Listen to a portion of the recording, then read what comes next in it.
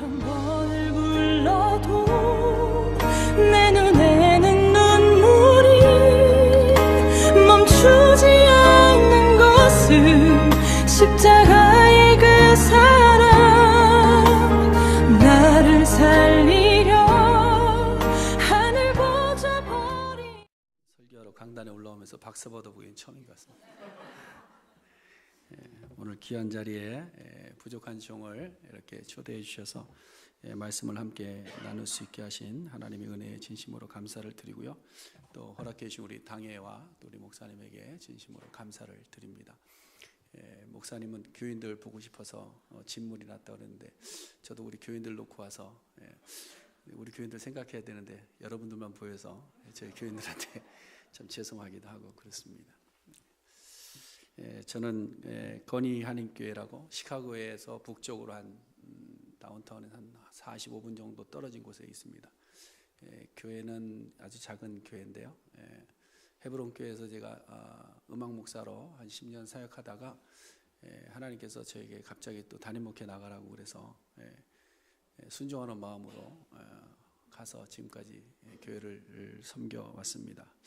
제가 이렇게 노회에서 우리 강 목사님을 뵈면서 노회는 하지 않고 맨날 모여서 서로의 신앙 간증만 하고 그랬는데, 제가 우리 강 목사님의 살아오신 스토리를 들으면서 제가 굉장히 부끄러웠고 또 목사님을 보면서 참 귀하신 목사님이다 이런 생각을 좀 많이 했는데, 와보니까 교회도 너무너무 좋고 그래서 복받은 목사입니다 이런 생각을 또 하기도 하고, 또 여러분들도 이런 목사님과 함께 신앙생활을 할 수 있는 것이 복이다 이렇게 생각을 합니다.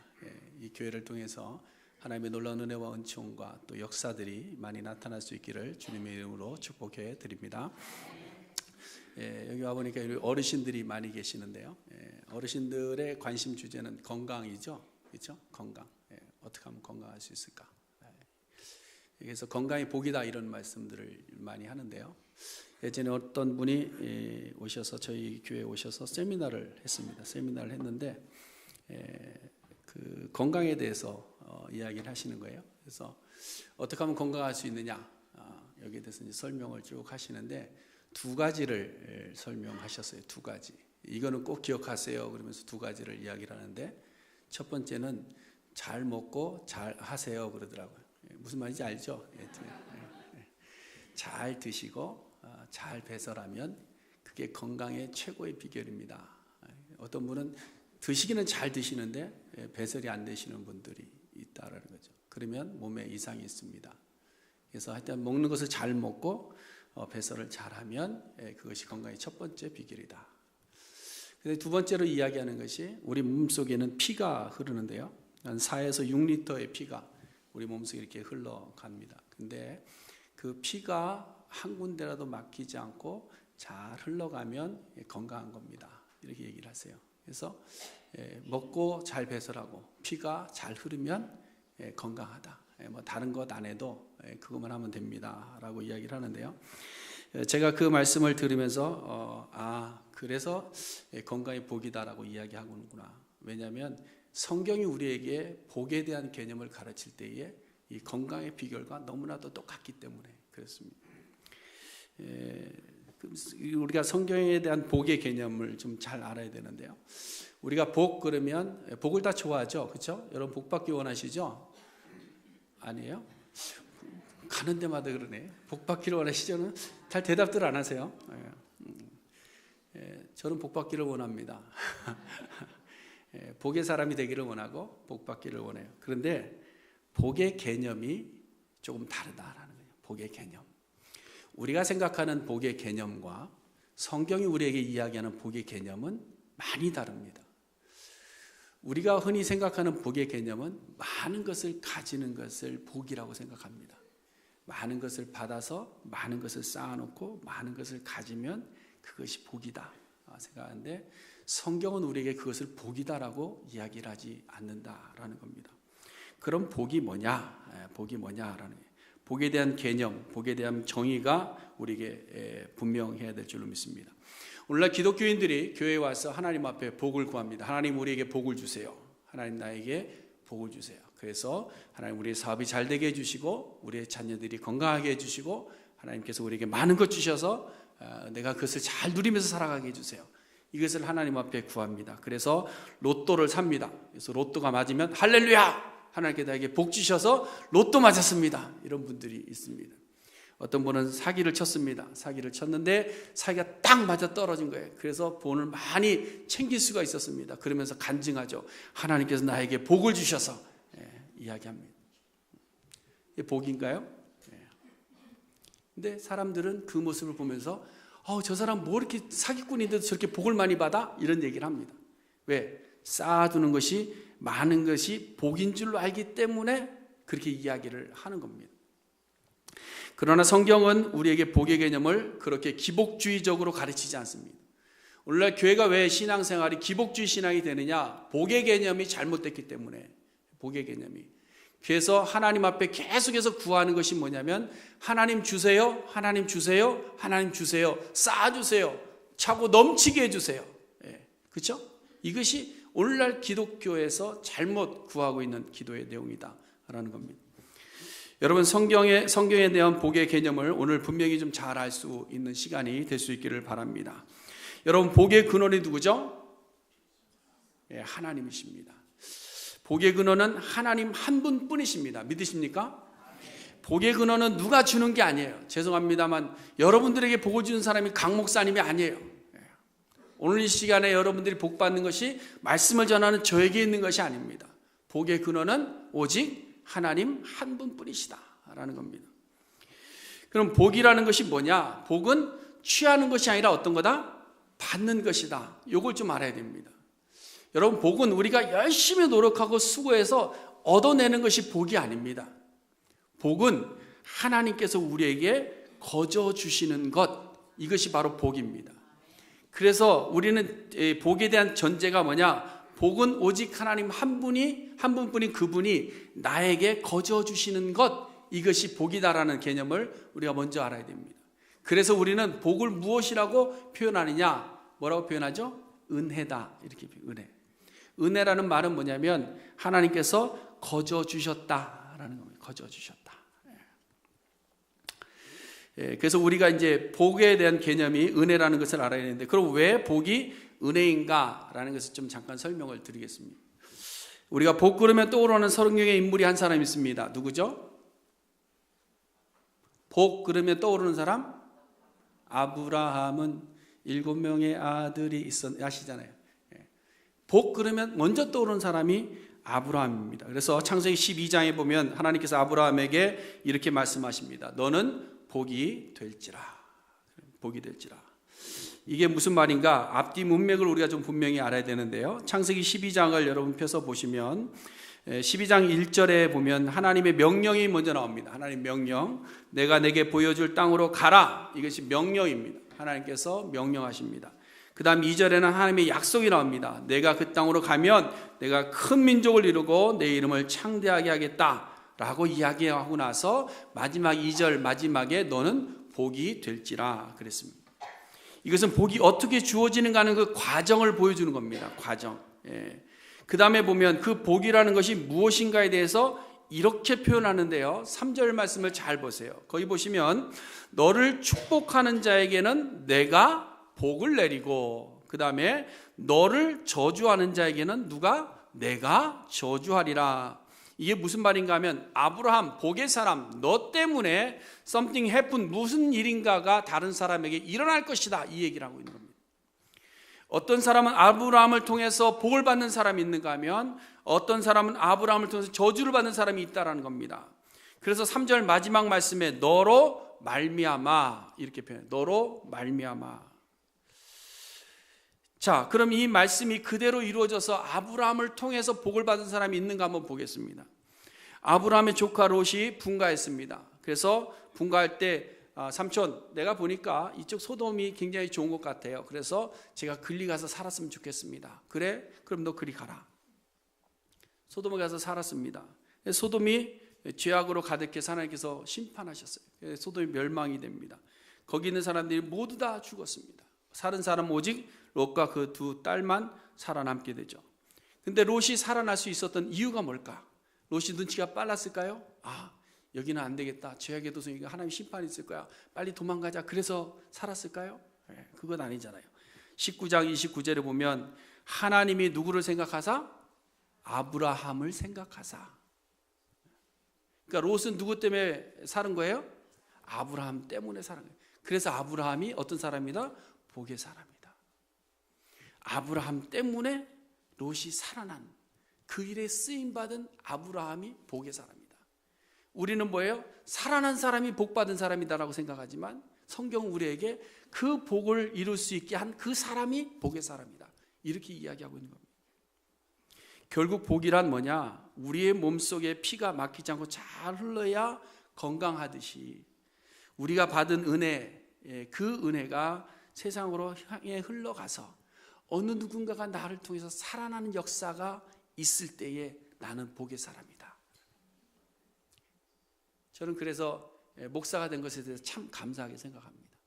비록 힘들고 어렵고 고통스러운 삶을 살아가는 목회자의 세상적인 삶이지만 그럼에도 불구하고 목회자의 증거하는 말씀을 통해서 살아나는 사람들이 있다라는 것 때문에 목회를 놓지 못하고 그 길을 걸어가고 있는 거죠. 제가 우리 강 목사님과 또 노예 목사님들과 모여서 이야기를 해보면 그러면서 왜 목회합니까? 이런 얘기가 여기까지 나와요. 왜? 세상에 나가면 더 잘 살 수 있는데, 세상으로 가면 더 편하게 살 수 있는데, 고민 안 하고 살 수 있는데, 흰머리 안 생기면 살 수 있는데, 그런데 왜 그렇게 마음 써가면서 입도 열지 못하면서 세상 사람들 존경받지도 못하면서 왜 그 길을 걸어갑니까? 나를 통해서 살아나는 영혼이 있기 때문에, 그것 때문에 나는 복의 사람임을 알고 이 길을 걸어가는 줄로 믿습니다. 여러분, 건강한 교회도 마찬가지입니다. 건강한 교회가 어떤 교회냐? 건물이 화려한 교회, 그런 것이 건강한 교회냐? 교인들이 많은 교회, 그런 교회가 건강한 교회냐? 뭐 찬양이 화려하고 음향 시스템이 좋은 교회, 그런 교회가 건강한 교회냐? 그러면 이 교회는 건강한 교회, 저희 교회는 부실한 교회예요. 스피커를 보니까 보스가 있더라고요.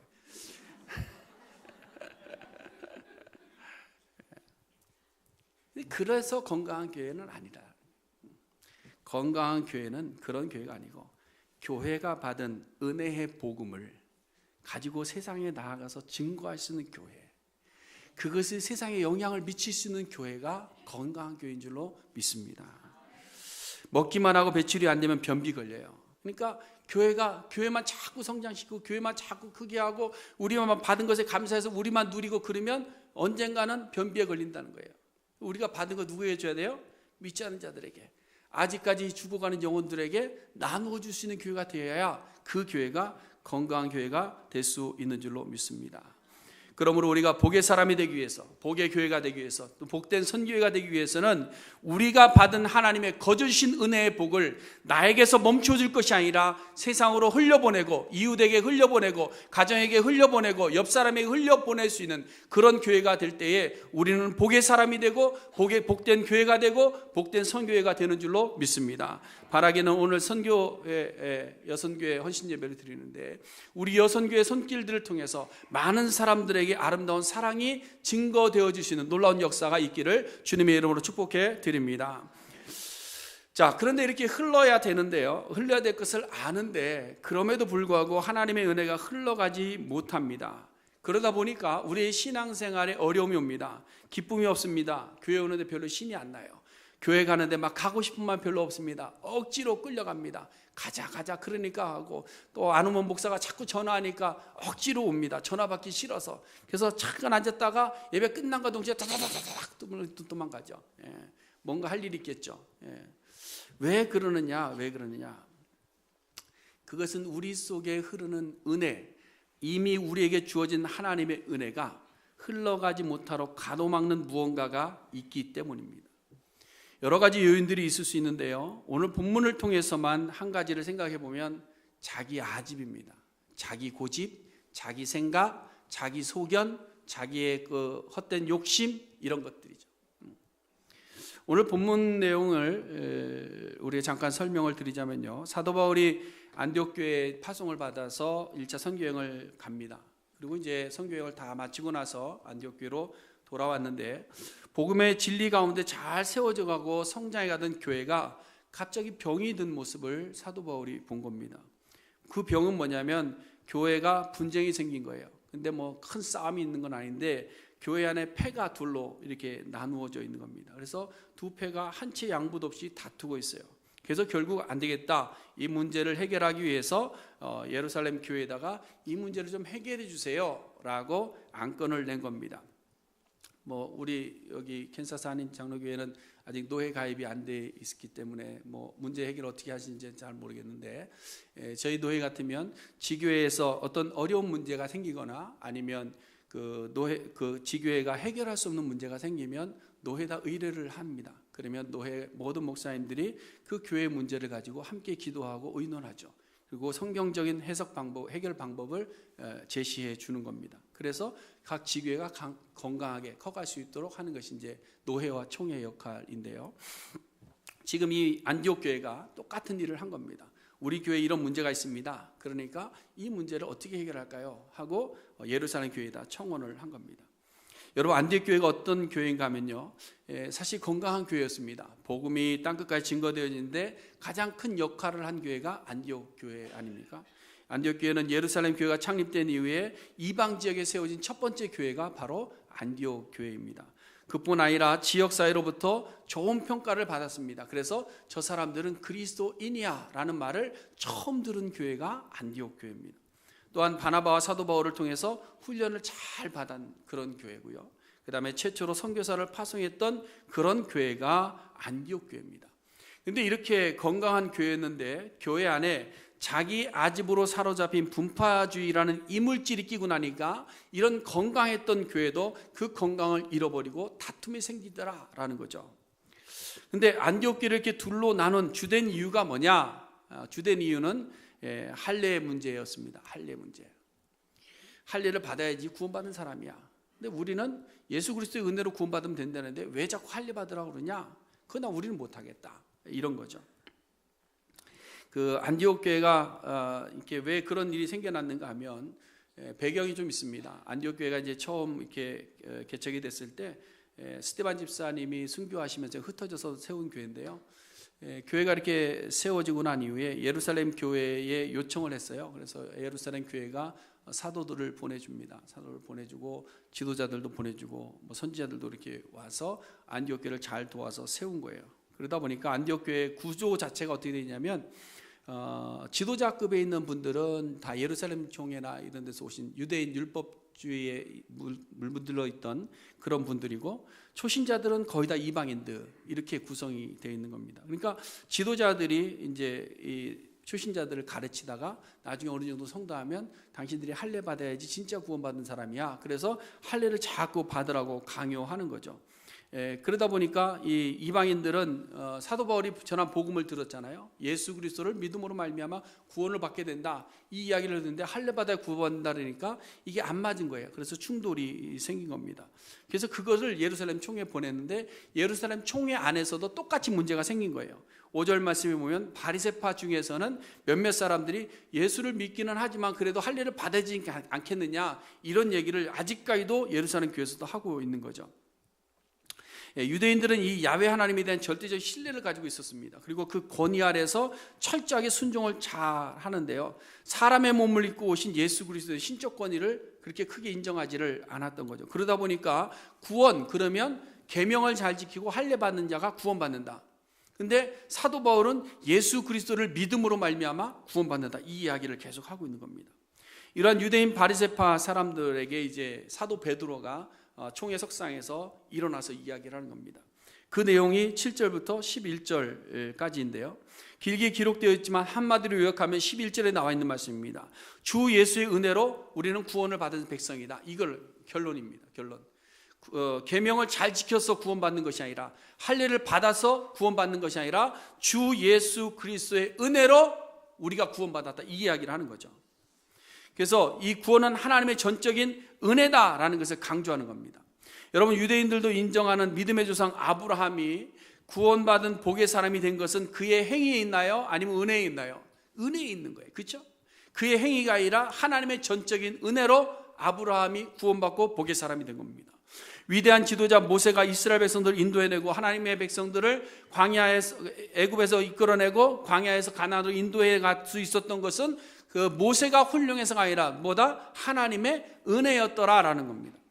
고기 잡던 베드로가 예수님의 제자가 되고 사도가 될 수 있었던 것은 베드로의 성품이 훌륭해서가 아니라 그가 무슨 가르침의 능력이 있어서가 아니라 하나님의 전적인 은혜로 된 것이다라는 겁니다. 저 같은 사람도 마찬가지입니다. 저는 저희 부친께서 목회를 하셨는데요. 저희 조부께서는 양주장집 주인이셨습니다. 그래서 술도가 그러다 보니까 저희 부친께서 어려서 예수를 믿으셨는데 교회가 세례를 안 주는 거예요. 왜 세례를 안 주냐 그랬더니 술도가집 아들은 세례 줄 수 없다. 그래갖고 세례를 안 주셨대요. 그래갖고 세례를 못 받아서 화가 난 거죠. 그래서 로마서를 처음부터 끝까지 다 외워가지고 시찰장 목사님을 찾아갔대요. 시찰 거의 몇 리 되는데 거기를 쫓아가갖고 그 앞에서 세례 달라니까 야, 너 술도가집 아들인데 세례 줄 수 없어. 그랬더니 로마서를 그 앞에서 그냥 다 외워버렸대요. 그랬더니 목사님이 손 들고 세례 주셨다고. 그런 술도가집의 자손입니다. 그런 자손이 지금 이렇게 하나님의 귀한 말씀을 들고 설 수 있는 것은 제가 무슨 가방끈이 길어서도 아니고요. 인물은 좀 잘났지만 죄송합니다. 자뻑이 조금 있어서 뭘 잘해서가 아니고요. 뭐 이렇게 하고 언변이 뛰어난 것도 아닌데 하나님의 은혜가 아닌 것에는 설 수 없는 귀한 자리에 쓴 겁니다. 바울이 사도가 되어서 이방의 복음을 전하는 것도 사도 바울이 훌륭해서가 아니고 가말리엘 무하나에서 잘 배웠기 때문이 아니고요. 바리새파로서 율법을 잘 지켰기 때문이 아니고 하나님의 전적인 은혜로 사도가 된 줄로 믿습니다. 그래서 사도 바울이 무엇이라고 고백합니까? 나 된 것은 다 하나님의 은혜다. 오늘 우리가 하나님의 백성으로 이 자리에 모여서 예배할 수 있는 것도 우리의 어떤 의로운 모습이 있어서 아니라 뭐다? 하나님의 은혜인 줄로 믿으시기를 바랍니다. 우리가 구원이 오직 하나님의 은혜라는 것을 깨닫지 못하면 어떻게 되는가? 나의 의를 자꾸 주장하게 되는 거예요. 문제가 왜 생기냐면 내가 받은 은혜가 하나님의 은혜라는 것을 자꾸 잊어버리기 때문에 생겨나는 겁니다. 사도행전 10장에 보면 베드로 사도가 고넬료를 만나는 장면이 있습니다. 하루는 베드로가 기도하는 중에 환상을 보죠. 하늘에서 보자기가 내려왔어요. 근데 그 보자기 안에 음식이 있는데 음식이 다 부정한 음식들이에요. 율법에서 가르쳐주는 부정한 음식들이에요. 그런데 하늘에서 음성이 납니다. 베드로야, 그거 잡아먹어라. 그때 베드로가 뭐라고 그랬죠? 하나님, 나는 이거 할 수 없습니다. 내가 율법을 얼마나 철저하게 잘 지켰는데요. 나는 율법에서 안 된다고 한 것 나는 지금까지 어긴 적이 없습니다. 나는 먹을 수 없습니다. 보자기가 그냥 올라갔어요. 또 내려왔습니다. 베드로야, 하나님의 말씀 잡아먹어라. 하나님, 안 된다니까요. 하나님, 나는 이때까지 내가 율법을 어긴 적이 한 번도 없습니다. 왜 나를 자꾸 시험하십니까? 다시 올라갔습니다. 또 내려왔습니다. 베드로야, 좀 먹어라. 하나님, 안 된다니까 왜 자꾸 그러세요? 그때 하나님께서 마지막에 하신 말씀이 뭐죠? 내가 깨끗하다고 했는데 왜 네가 부정하다고 하느냐.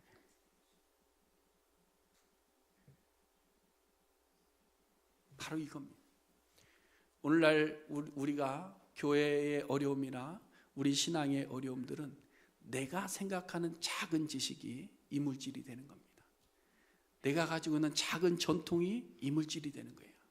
그래서 하나님께서 허락하시고 하나님께서 명령하셨음에도 불구하고 내 고집과 내 아집과 내 경험 때문에 그 앞에 순종하지 못하고 자기의 소견을 드러내다 보니까 다툼과 분열과 싸움이 된다라는 겁니다. 여러분들 속에는 이물질이 있습니까? 없습니까? 한번 잘 생각해 보세요. 나 저 사람 싫어. 내가 죽을 때까지 저 사람 미워할 거야. 그런 사람이 있어요. 그러면 성경은 우리에게 뭐라고 얘기했어요? 용서해라. 원수까지 사랑해라. 그런데도 불구하고 하나님 저 사람만큼은 절대 안 돼요. 무엇 때문에 그러죠? 내 아집 때문에 그래요. 내 자존심 때문에 그런 거예요. 하나님께서 아무리 말씀하셨음에도 불구하고 내가 생각할 때 아니면 아니다 라는 것이 뭐냐? 자기의 아집과 고집입니다. 제가 신학교에 있을 때 총장님께서 하신 말씀이 하나 지금까지 기억하는 게 있는데, 그분이 이런 말씀하세요. 우리의 삶에는 세 가지 판단의 기준이 있다는 거죠. 첫 번째는 전통이 있죠. 우리 살아오는 한국인의 전통적인 그 요소가 있고요. 두 번째는 경험적인 요소가 있죠. 우리가 지금까지 살아오면서 경험했던 일들에서 내가 이것은 옳은 거고 이것은 나쁜 거고 판단했던 그런 경험적인 요소가 있고요. 그 다음에 세 번째는 지식적인 요소가 있어요. 학교에서 배우거나 어디 글에서 배우거나, 요즘은 다 어디서 배워요? 인터넷에서 배우거나. 그래서 배운 내용들을 가지고 우리가 판단을 한다는 거죠. 그러나 이 세 가지가 중요한데, 이 세 가지 안에 그리스도인들은 한 가지가 더 있어야 된다. 그것이 뭐냐? 성경이다.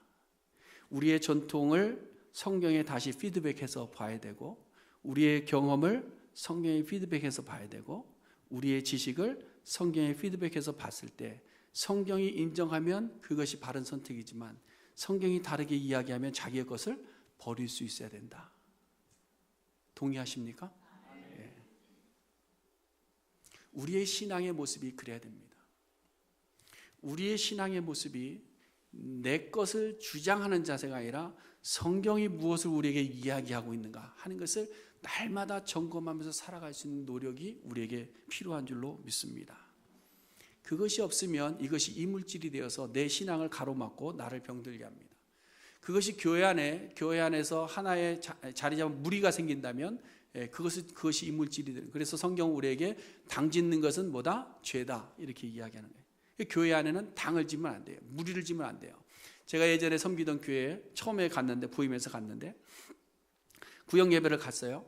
갔는데 모여서 다 소개를 하는데 다 자기 식구들이야. 한 구역이 우리의 몇 촌이고 우리의 누구고 우리의 누구고. 제가 그래서 거기다 대고 설교를 뭐라고 했겠어요? 당 짓는 것은 죄입니다 그랬죠. 미움을 받았겠죠. 교회 안에는 내가 좋아하는 사람끼리 모이는 데가 아니에요. 교회 안은 내 생각과 맞는 사람끼리 모이는 데가 아닙니다. 교회는 다 다른, 각기 다른 죄인들이 함께 모여서 십자가의 은혜 안에서 하나 되어져 가는 것, 그것이 바로 교회인 줄로 믿습니다. 근데 교회가 먼저 온 자와 나중된 자들이 자꾸 전통을 갖고 이야기를 하고, 또 자꾸 자기 경험을 가지고 이야기하고, 이전에 알고 있던 것 가지고 자꾸 이야기하고, 그러다 보니까 자기 소견들이 많아져요. 자기 소견대로 행하면 어떻게 된다고요? 사사시대가 되고 마는 겁니다. 그러면 죄로 가는 거예요. 우리는 우리의 소견을 철저히 버릴 수 있어야 됩니다. 그래서 우리가 받아야 될 것은 오직 뭐다? 하나님의 말씀이다. 하나님의 말씀이다. 그래서 하나님의 말씀에 비추어 사는 우리의 삶이 될 수 있기를 바랍니다. 자, 그럼 이러한 이물질을 어떻게 뚫을 수 있을까? 어떻게 이겨낼 수 있을까라는 거. 어떻게 이겨낼 수 있을까? 오늘 한 가지를 말씀드리는데요. 열정입니다. 열정. 그래서 오늘 제목이 뭐예요? 은혜를 열정으로. 베드로의 변론에 대해서 모든 사람들이 아무 소리 못했습니다. 우리가 주 예수 그리스도의 은혜로 말미암아 구원받았다라고 이야기하니까 아무도 거기에 대해 반론하지 못했어요. 반론하지 못할 때 바나바와 바울이 일어납니다. 그 뒤에 나오는 얘기인데요, 12절에 나오는 이야기인데, 바나바와 바울이 일어나서 하나님께서 자기들로 말미암아 이방인 중에서 행하신 표적과 기사에 대해서 말하기를 시작하는 겁니다. 이것은 무엇을 이야기하는가 하면, 바나바와 사도 바울이 자기가 복음 들고 그 믿음을 가지고 나가서 열정으로 사역했던 사역의 현장들을 지금 이 자리에서 증거하고 있는 겁니다. 무슨 이야기냐? 우리의 이물질로 낀 것은 전통에 매여 있다 보니까, 옛 습관에 묶여 있다 보니까 그것이 열정으로 가지 못하고 그냥 묶인 채 썩어져 가고 있는데, 우리는 아니다. 하나님께서 우리에게 주신 그 은혜를 열정을 가지고 나가서 사역했더니 놀라운 역사들이 일어났다. 봐라! 하면서 내놓는 것이 바나바와 바울의 선교 보고입니다. 여러분, 우리들의 막힌 것을 뚫을 수 있는 길은 다른 것 없습니다. 열정을 되찾는 거예요. 열정을 회복하는 겁니다. 열정을 식지 않고 열정을 가지고 나가는 거예요. 열정이 식으면 그때부터 썩기 시작하는 거예요. 여러분 잘 생각해 보세요. 그냥 멀리 볼 것도 없어요. 자기 혼자만 생각해봐도 압니다. 내 인생이 왜 이렇게 힘들어지는가? 왜 그런가? 열정이 사라졌기 때문에 내 인생이 힘들어지는 겁니다. 부부관계가 왜 힘들어집니까? 서로의 사랑하는 열정이 식어졌기 때문에 시들해지는 겁니다. 내가 왜 신앙생활이 힘들어지느냐? 내가 하나님께 받은 은혜에 대한 열정이 식어버렸기 때문에 더 이상 안 되는 겁니다. 예배하는데 왜 기쁨이 없느냐? 내가 하나님을 만났던 그 첫 경험들을 잊어버렸기 때문에, 그것이 열정으로 이어지지 못했기 때문에, 열정을 유지하지 못했기 때문에 내가 식어지고 깨어지고 넘어지고 자빠지고 나중에는 도망가는 자리까지 서게 되는 거예요. 다 뭐냐? 열정이라는 거예요. 열정. 여러분, 바리새인들에게는 열정이 없었느냐? 바리새인들이 열정이 없었어요. 사도 바울에게는 열정이 있었는데 바리새인 열정이 없어요. 왜 열정이 없었느냐? 이유가 있는 겁니다. 여러분, 우리에게 열정이 사라지는 데는 이유가 있어요. 그냥 없어지는 게 아닙니다. 오늘 본문에 보시면 베드로의 변론에 한 단어, 아주 중요한 단어 하나 나옵니다. 그것이 뭐냐면 바로 멍해라는 말이에요. 멍해. 10절 말씀 여러분, 10절. 지금 너희가 어찌 하나님을 시험하여 우리 조상과 우리도 능히 매지 못하던 뭐를? 멍에를 제자들의 목에 두려고 하느냐, 이런 말씀합니다. 이 말이 뭐냐면 너희들도 하지 못하고 너희들도 하기 싫어하는 것을 왜 다른 사람 시키느냐, 이 얘기하고 있습니다. 이것이 바로 멍에 맨 자들의 특징입니다. 멍에를 매면요, 자기가 고통이 있습니다. 아픕니다. 괴롭습니다. 그런데 그 아픔과 괴로움과 이걸 다 알면서도 자기가 진 멍에를 누구에게 또 지으려고 그래요? 옆 사람에게 자꾸 지으려고 그래요. 자기는 주일 성수 안 하면서, 주일 성수 안 해서 왜 교회 안 오고 그랬어? 그 도리 책망해요. 자기는 아무 봉사도 안 하면서, 야, 당신쯤 됐으면 봉사 좀 해야지, 당신에게 뭐 이야기해요. 그렇지 않습니까? 말 못하니까 다 그런 것 같은데요. 멍해의 특징은 내가 매고 내가 힘들고 고통스러운 거 알면서도 다른 사람에게 자꾸 지우려고 한다는 거예요. 그러니까 자꾸 다른 사람 보는 거예요. 다른 사람.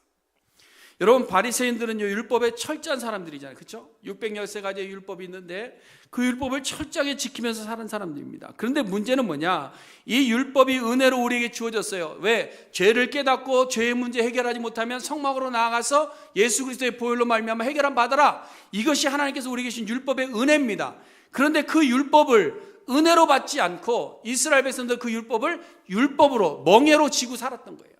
그러니까 이것 안 지면 안 되는데 억지로 그거 지고 가는 거예요. 그러면서 나만 지기 괴로우니까 이방인들 새로 예수 믿었으니까 너희들도 이거 져야 된다 하고 자꾸 이야기하는 거예요.